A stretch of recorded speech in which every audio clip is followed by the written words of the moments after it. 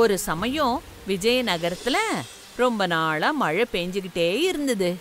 மக்கள் ரொம்ப கவலையோட இருந்தாங்க. குரு பிரம்மா குரு விஷ்ணு குரு தேவோ மகேஸ்வரா குரு சாக்ஷாத் பரபிரம்மா.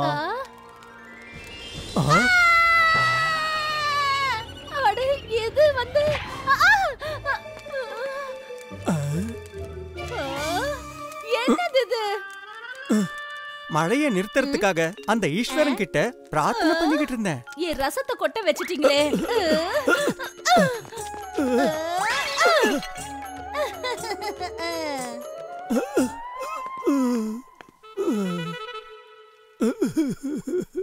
விஜயநகரத்துல ராஜு மட்டும் கிடையாது. இந்த மழை எப்படியாவது நிக்கணும்னு நிறைய பேரும் விரும்புனாங்க. அவங்கள ஒருத்தர் தான் சைனி பிரசாத். விஜயநகரத்துல சிலை செதுக்கிறவரு. ஏன்னா மழையில சிலைய செதுக்கிறதுக்கு அவருக்கு கல்லு எங்க இருந்து கிடைக்கும்? அதனால அவரு வீட்டுல இருந்த கல்லையே எடுத்து சிலை செதுக்க ஆரம்பிச்சாரு. அட, இங்க இருந்த கல்லு எங்க போச்சு? இங்க தானே வச்சிருந்தேன்.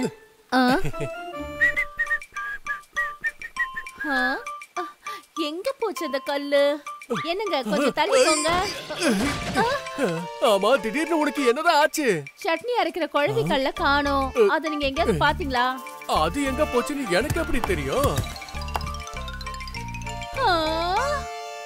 இதையும் வச்சு செல்ல செதுக்கிட்டீங்களா? இப்ப நான் சட்னியை எப்படி அரைக்கிறது? எங்க போனீங்க? ராஜுவோட பிரார்த்தனை பத்தி சொல்றதா இல்ல சைனி பிரசாத் காத்துக்கிட்டு இருந்தத பத்தி சொல்றதா? மழையும் நின்னுடுச்சு. விஜயநகரத்தோட திறந்த வானமும் அங்க இருந்த மழை தண்ணீரும் கதை சொல்லிக்கிட்டு இருந்தது. மழை நின்னதுக்காக அந்த கடவுளுக்கு நன்றி சொல்றதுக்காக ராஜு கோவிலுக்கு போய்கிட்டு இருக்கும்போது ஆத்தங்கரை கிட்ட அவரு அப்படி ஒன்ன பார்த்தாரு. அவரு இது வரைக்கும் அப்படி ஒன்ன பார்த்ததே கிடையாது. அற்புதம்! ஈஸ்வரா, எங்க விஜயநகர வாசிகளோட கஷ்டங்கள் போனதுக்கு அப்புறம் ஆசீர்வாதம் பண்றதுக்கு நீங்களே வந்துட்டீங்களா? என்ன ஒரு அற்புதம்! நான் இப்பவே எல்லார்கிட்டயும் சொல்றேன். இது வேண்டாம், இதுவும் வேண்டாம். ஒரு கல்லும் என் வேலைக்கு பயன்படாது. ஈஸ்வரா, இது அநியாயம். ஈஸ்வரன் வந்துட்டாரு! ஈஸ்வரன் வந்துட்டாரு!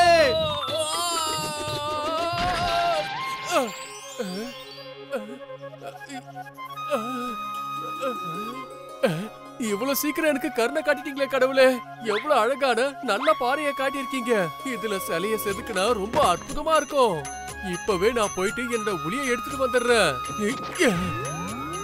ராஜு எந்த பாறையில ஈஸ்வரனை பார்த்தாரோ அதே பாறை சைனி பிரசாத்துக்கு சிலை செதுக்கிற கல்லா தெரிஞ்சுது. ஆனா இந்த ஒரு விஷயம் சாதாரணமா முடியற விஷயம் கிடையாது. நான் ரொம்ப சோர்ந்து போயிட்டேன். போ, நீயும் கொஞ்சம் போய் ஓய்வு எடுத்துக்க.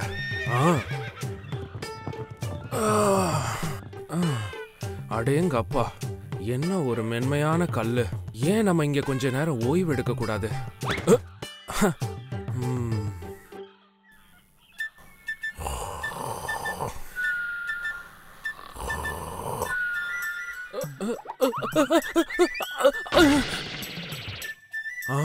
நான் கண்ணை அசந்துட்டேனோ? ஏன் தூக்கம் வராது?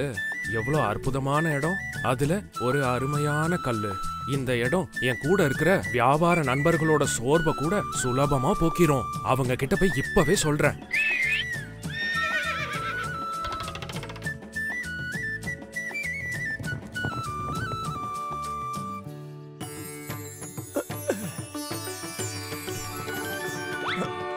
அடடடா, கொஞ்ச நேரம் இருங்க.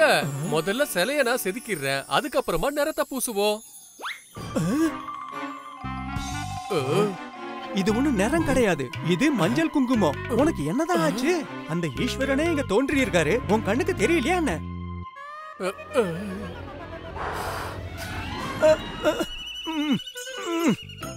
அடடா அண்ணா, அவரு எப்படி தோன்றுவாரு? நான் என் புலியால செதுக்கினதுக்கு அப்புறம் தானே அவர் தோன்றுவாரு. நிறுத்து!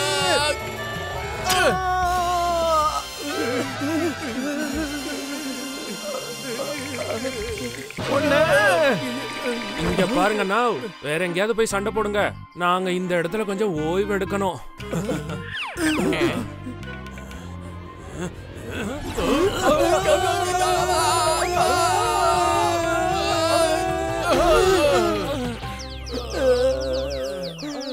அட இப்ப உங்களுக்கு என்னதான் பிரச்சனை? பாஸ்கர் நான் தான் மண்ணு. இதெல்லாம் செஞ்சது நீங்க தானா? ஏன் ஈஸ்வர மேலேயே ஏறி உட்காருவீங்களா? அட இது சிலை செதுக்கிற கல்லு. இது ஒண்ணும் மெத்த கிடையாது. நீ தேவையில்லாம இதுல தலையிடாத. இந்த கல்லு சிலை செதுக்கிறதுக்கு இல்ல, இது என்னோட ஈஸ்வர.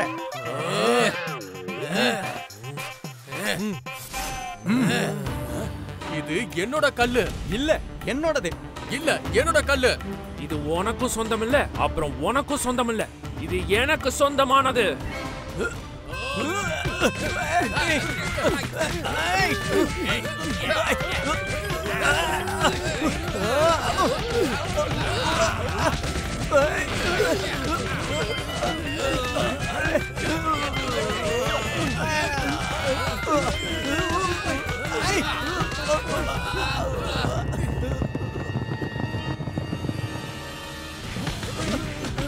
நிறுத்துங்க.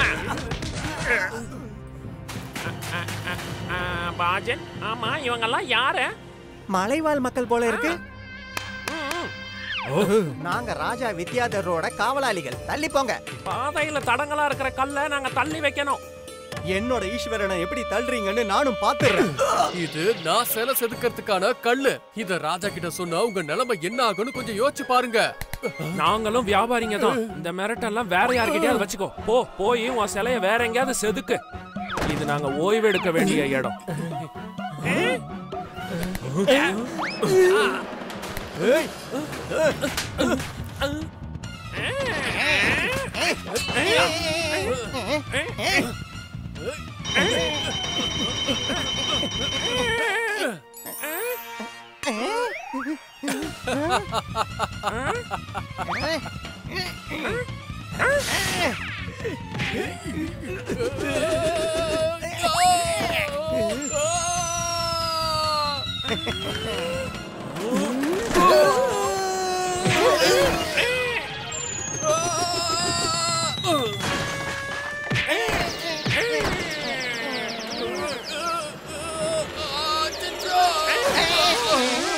இந்த கல்லு என்னோடது, புரிஞ்சுதா?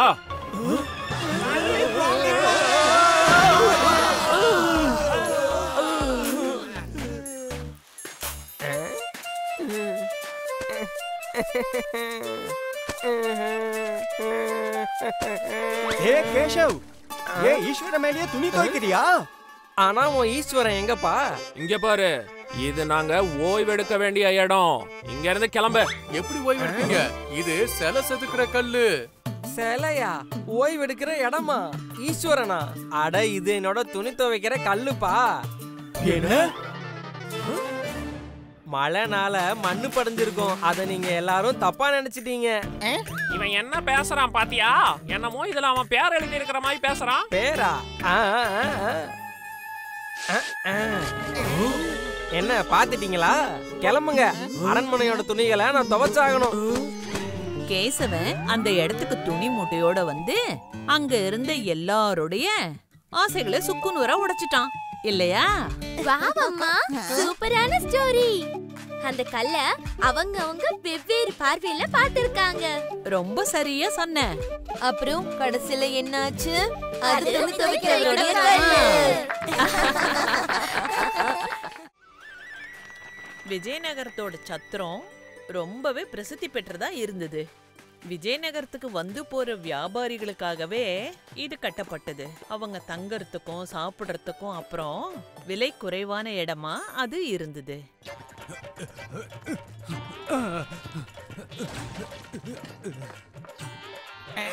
இடம் என்னாச்சு? இந்த சத்தத்தோட சொந்தக்காரர் இதோ இந்த பிம்லேஷ் தான். எனக்கு என்னமோ வண்டி சக்கரம் மாட்டிக்கிச்சுன்னு தான் தோணுது. அட கொஞ்சம் இருப்பா, இப்பவே நான் வரேன். மத்தவங்களுக்கு உதவுறதுன்னா முதல்ல வந்து அவரு நிப்பாரு.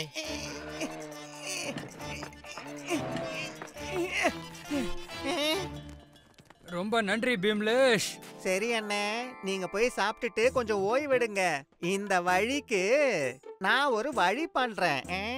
இந்த மாதிரி நல்ல காரியங்களை பண்றதுக்கு பிம்லேஷ்க்கு அவரோட சகோதரர்களும் உதவி பண்ணாங்க.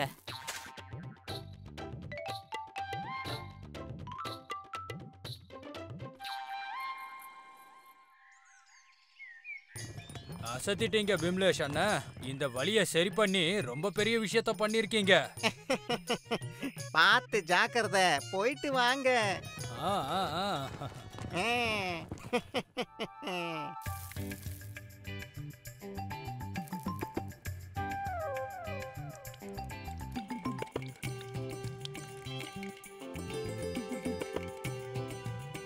ஜனங்களுக்கு சேவை செஞ்சே பிம்லேஷ் அவரோட நாட்களை கடத்திக்கிட்டு இருந்தாரு.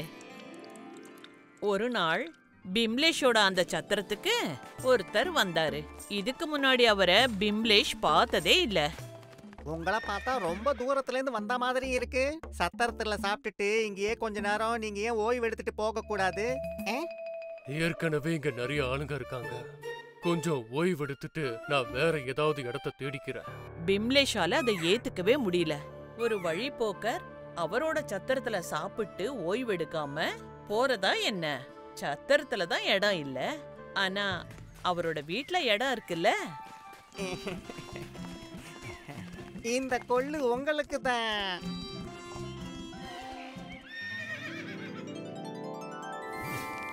அநேகமா உங்க குதிரைக்கு இது ரொம்ப பிடிச்சிருக்குன்னு நினைக்கிறேன். நீங்க உள்ள வாங்க. இங்க பாருங்க, இது உங்களுக்கான சாப்பாடு.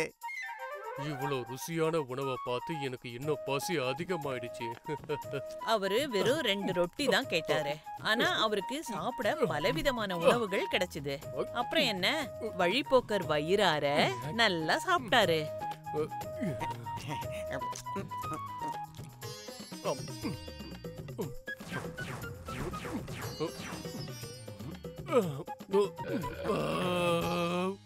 நல்லா சாப்பிட்டதுக்கு அப்புறமா வழிபோக்கரும் அவரோட குதிரையும் நல்லா ஓய்வெடுத்துட்டு மேலும் பயணத்தை தொடங்க தயாராயிட்டாங்க. சுவையான உணவு கொடுத்து நல்லா கவனிச்சிட்டீங்க. ரொம்ப ரொம்ப நன்றி. நீங்க உண்மையிலேயே நல்ல மனசு கொண்டவரு. உங்களுக்கு ஏதாவது பிரச்சனை இருந்தா தயங்காம என்கிட்ட சொல்லுங்க. எனக்கு என்ன கவலை இருக்கு, பிரச்சனை இருக்கு. நான் நல்லா தான் இருக்கேன்.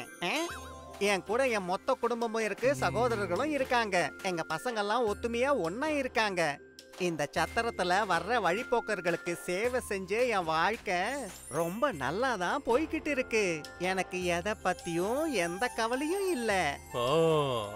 இப்படிலாம் கேட்டா நீ மனசுல இருக்க விஷயத்த வெளியே சொல்ல மாட்ட. இரு வர.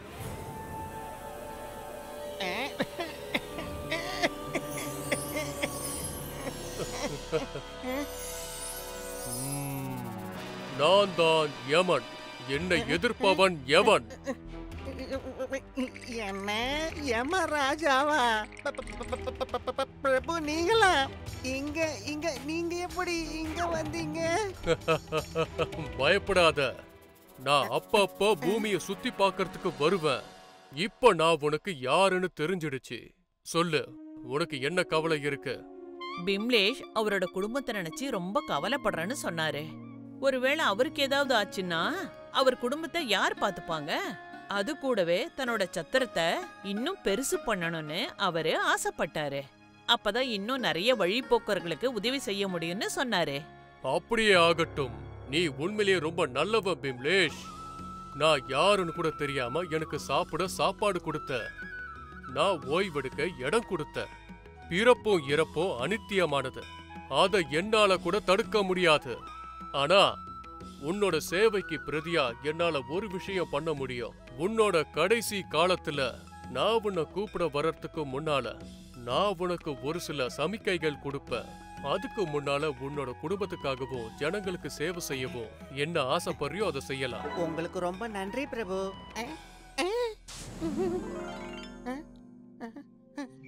யமன் கிட்ட இருந்து ஆசீர்வாதம் கிடைச்சதுக்கு அப்புறமா பிமலேஷ்க்கு இப்ப எந்த கவலையும் இல்ல.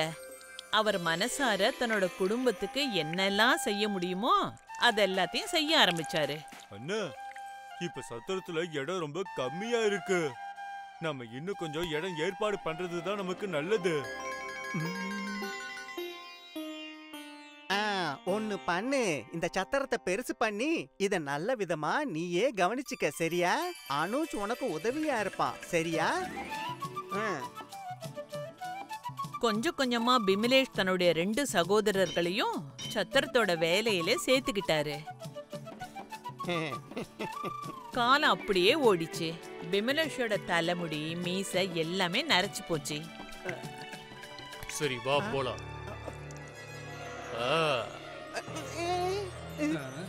என்ன ஆச்சண்ணா? ஒண்ணும் இல்ல, நான் நல்லா இருக்கேன். அண்ணா, எனக்கு என்ன தோணுதுன்னா நம்ம சத்திரத்துக்கு இப்போ இன்னும் ஒரு சமையல் கட்டு தேவைப்படும்னு தோணுது. அந்த பகுதிய நம்ம அனுஜே பாத்துக்கட்டும். பிமலேஷ் ரொம்ப சந்தோஷப்பட்டாரு. இப்ப அவரோட 2 சகோதரர்களும் அவங்களோட சொந்த கால்ல நிக்க ஆரம்பிச்சிட்டாங்க. காலம் அப்படியே போச்சு. இப்ப பிமலேஷோட சகோதரர்கள் அவரோட சொல்படி கேட்டு அவரோட சத்திரத்தை ரொம்ப நல்லா நடத்தினாங்க. அதை இன்னும் பெருசாக்கிட்டாங்க. ஆனா இப்போ பிமலேஷ் யமராஜ் தனக்கு சமிக்கை சொல்றதா இருந்தாருல, அதுக்காக அவரு ரொம்ப நிதானமா காத்துக்கிட்டு இருந்தாரு. போலாமா? போக வேண்டிய நேரம் நெருங்கிடுச்சு. பிரபு, நீங்களா? பிரபு கிடையாதுன்னு நான் தான். நம்மளோட புது சத்திரத்தை சுத்தி பார்க்கிறதுக்கு நீங்களும் என் கூட வரீங்கல்ல? அத நான் மொத்தமா மறந்துட்டேன் அனுஜ். வாங்க அண்ணா.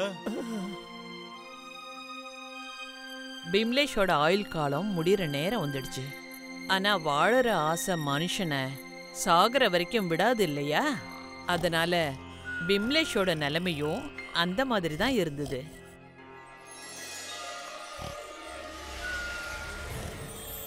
சரி வா பிம்லேஷ், பூமியில நீ வாழ்றதுக்கான காலம் முடிஞ்சு போயிடுச்சு.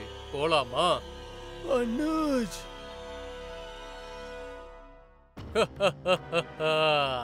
இந்த தடவை வந்திருக்கிறது அனுஜ் இல்ல, நான் தான் யமன். பிரபு, வர்றதுக்கு முன்னால சமிக்கை கொடுக்கறேன்னு சொன்னீங்கல்ல? நான் உனக்கு சமிக்கைகள் கொடுக்க தானே செஞ்சேன். உன்னோட முடி எல்லாமே வெள்ளையாச்சு. அப்புறம் உன் இடுப்புல ஏற்பட்ட வலி தாங்க முடியாம உன்னோட பற்கள் எல்லாமே கொட்டி போச்சு. நான் வர்றதுக்கான சமிக்கைகள் தானே இது எல்லாமே. ஆனா இது எல்லாருக்கும் நடக்கிறது தானே பிரபு? அதனால தான் முனிவர்கள் எல்லாம் இந்த காலத்துக்காக ஏற்பாடு பண்ணி வச்சிருப்பாங்க. நீ செஞ்ச மாதிரி நான் தான் பாத்துக்கிட்டே இருந்தனே. உன்னோட சகோதரர்களை அவங்க வேலைகள்ல சிறந்தவங்களா மாத்திட்ட. இப்ப அவங்க வர வழிபோக்கர்களை நல்லா கவனிச்சுப்பாங்க. பிம்லேஷ்க்கு புரிஞ்சிடுச்சு. தெரிஞ்சோ தெரியாமலோ அன்னைக்கு யமன் சொன்னதை கேட்டு தன்னோட பொறுப்புகள் எல்லாத்தையும் அவரு சரியா செஞ்சிருக்காருன்னு. ஒருவேளை தனக்கு ஏதாவது ஆனா கூட தன்னோட குடும்பத்தை கவனிச்சுக்கிற அளவுக்கு தன்னோட தம்பிகளை கை தூக்கி விட்டுட்டாரு. இப்ப அவரோட மனசுல எந்த பாரமும் இல்ல.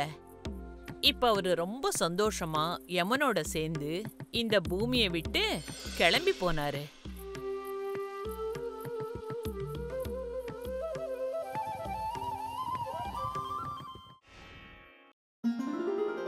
நான்கு பருவங்கள், அப்புறம் ராத்திரி பகல சேர்த்து மொத்தம் 6 பேர் இருந்தாங்க. ராத்திரி பகல்னு அவங்கவுங்க நேரத்தை அவங்க பிரிச்சுக்கிட்டாங்க.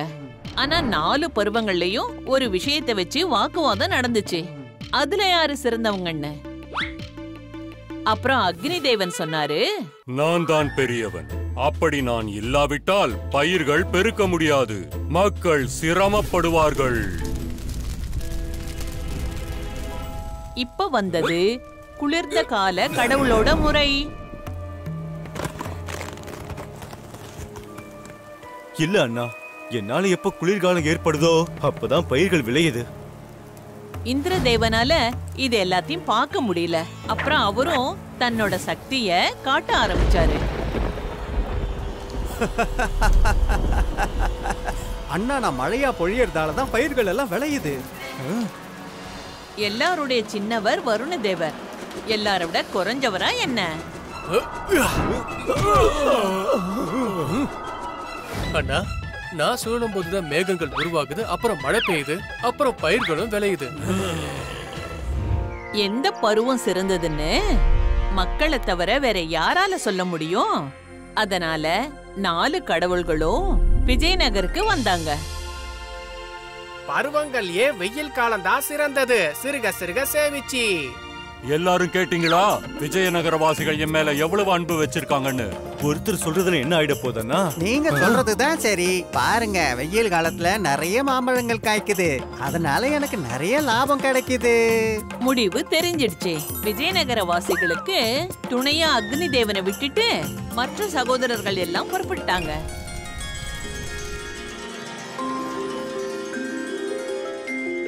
அடடா, எவ்வளவு வெயில் அடிக்குது. சிறுக சிறுக சேமிச்சு என்னவோ நெருப்பு கொட்டுற மாதிரி இருக்கு.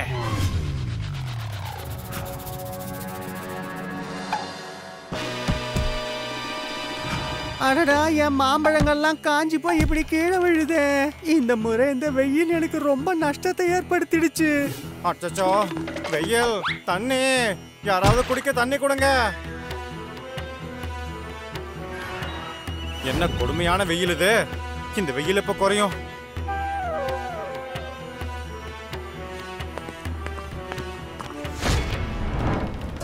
அச்சோ, இந்த வெயில்னால என் பஞ்செல்லாம் எரிஞ்சு போச்சு.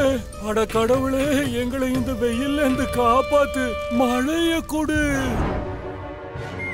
ஜனங்க உங்களை இல்லைன்னு என்னதான் விரும்புறாங்க, அதனால இவங்க வேண்டுதலை நான் கேட்டுதானே ஆகணும். அப்புறம் இந்திரதேவன் தன்னுடைய கருணைய பொழிஞ்சாரு.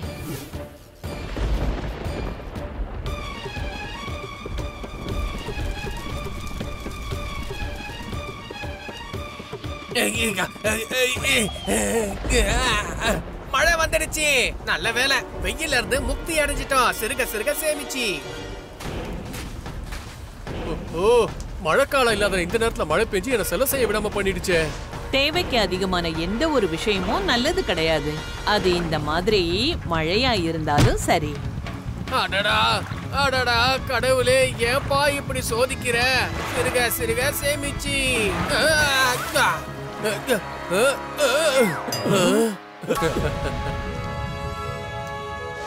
இதை விட குளிர்காலமே நல்லது.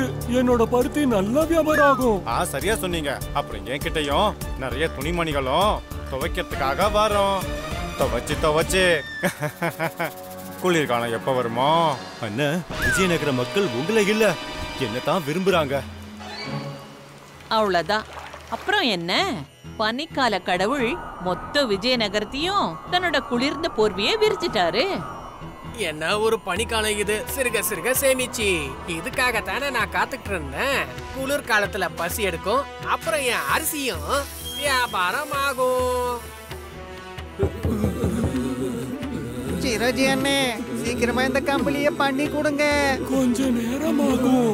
இந்த முறை பனிக்காலம் ரொம்பவே கடுமையா இருக்கு. வெயில் காலம் அப்புறம் பொழியிற மழை காலத்தை விட இது நல்லா தானே இருக்கு. எல்லாரும் இதை கேட்டீங்களா?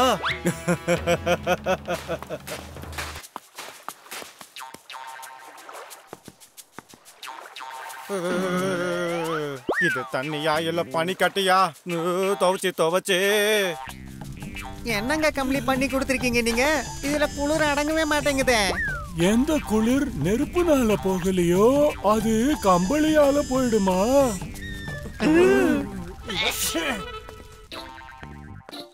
இப்படி தினமும் கடையை திறந்து வச்சுக்கிட்டு யாருக்காக காத்துட்டு இருக்கீங்க? இந்த பனினால எல்லாருக்கும் உடம்பு சரியில்லாம போயிடுச்சு. ஜனங்க வைத்தியர் கொடுக்குற மாத்திரையை சாப்பிடுவாங்களா இல்ல உங்க அரிசியை சாப்பிடுவாங்களா? அடைச்சிருக்க சிறுக சேமிச்சு. இந்த பருவ காலம் சேர்ந்து என்ன மோசம் பண்ணிடுச்சிங்க. இந்த பனிய நிலைமைய ரொம்பவே மோசமாக்கிடுச்சு. இத்தனை பேருக்கு நான் எப்படி மருந்து கொடுக்கறது? நாளைக்கு வாங்க. இவ்வளவு பனி கொட்டிக்கிட்டு இருக்கு, மருந்து நமக்கு கிடைக்க மாட்டேங்குது. அட கடவுளே, என்ன காப்பாத்து. பனிக்கால தேவனுக்கு புரிஞ்சு போச்சு. அதாவது இங்க அவருக்கும் சரியான மரியாதை இல்லைன்னு. இப்ப இருக்கிறது எல்லாரோட சிறியவர் வாயு தேவன். நீங்க எல்லாரும் நல்லா பாத்துக்கிட்டீங்களா? நீங்க 3 பேருமே தேவையில்லை. விஜயநகர வாசிகளே, இப்ப என்னோட முறை.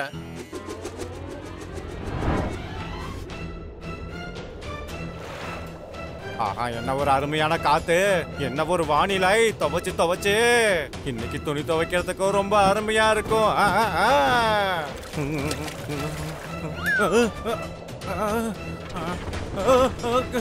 அச்சோ, இல்ல, என்னோட துணிகள் துவைச்சு என்னோட துணிகள்.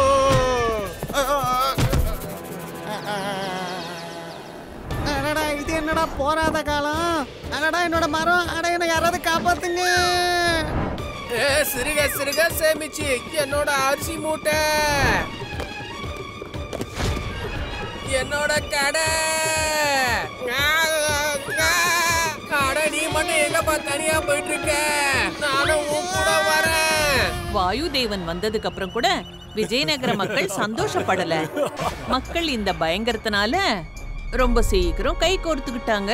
குருஜி, நீங்க தான் ஏதாவது ஒரு யோசனை சொல்லணும். இந்த மாதிரி இது வரைக்கும் நடந்ததே இல்ல. ஆனா கொஞ்ச நாளாவே இந்த பருவ காலங்கள் எங்களை மாத்தி மாத்தி ஒரு வழி பண்ணிடுச்சு. சிறுக சிறுக சேமிச்சு.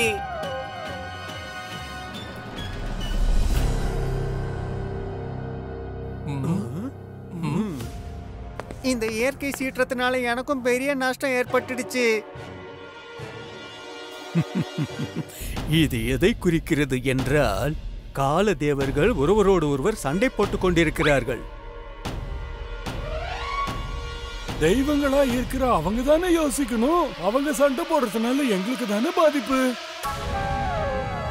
சண்டை எப்பவும் ஒருத்தரோட ஒருத்தர் தான் தான் சிறந்தவன் காட்டிக்கிறதுல ஏற்படுது. அப்படி அதை அவங்க புரிஞ்சுக்கிட்டாங்கன்னா, அதாவது இந்த மக்களுக்கு அவங்க ஒருத்தரோட ஒருத்தர் சிறந்தவங்களா தெரிய வேண்டாம், அவங்க ஒன்னா இருக்கணும்னு மக்கள் விருப்பப்படுறாங்கன்னு அவங்க தெரிஞ்சுக்கிட்டாங்கன்னா, அதுக்கப்புறம் இந்த சண்டையே தீந்துடும். குருஜி சொன்னது கேட்ட 4 தேவர்களும் அவங்க தங்களோட தவற உணர ஆரம்பிச்சாங்க.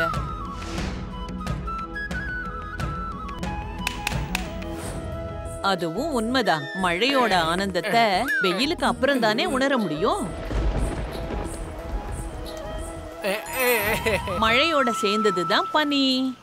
வெயில்ல காத்து அடிச்சா நிம்மதி ஏற்படும். மழையில மேகங்களை நகர வைக்குது. அதாவது எல்லா இடத்துலயும் ஒரே மாதிரி மழை பெய்யணும்னு. அதுக்கப்புறமா காலநிலைகளோட அமைப்பு மாறவே இல்லை.